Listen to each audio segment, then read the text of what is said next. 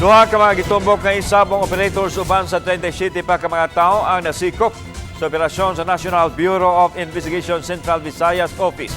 Yan ang report.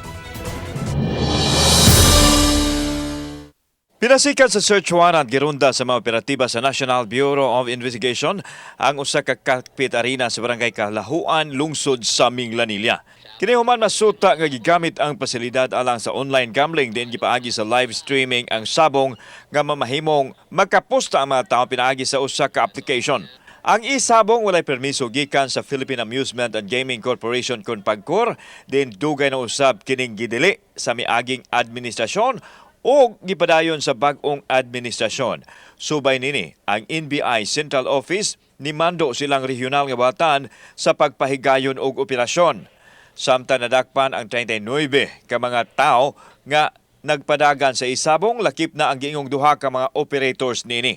Arrested during the operation were the operators, owners of the e-sabong, namely Carlos Uy Gothong III alias Junjun Gothong and Sergio Lu alias Sergio Ong alias Dongdong Ong.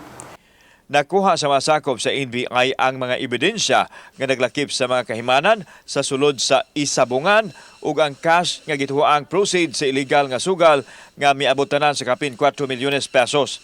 Charges were filed against all the arrested persons for violation of Section 1, Presidential Decree 1602 in relation to Section 6 of RA 10175 or the Cybercrime Prevention Act of 2012. Samtang wa muluwatok pamahayag ang mga abogado sa mga dinakpan o gidid-an usab nila ang ilang mga kliyente sa pagpa-interview. Kauban si Cleofer Lumayag, ako si Alan Domingo. Balitang Bisdak.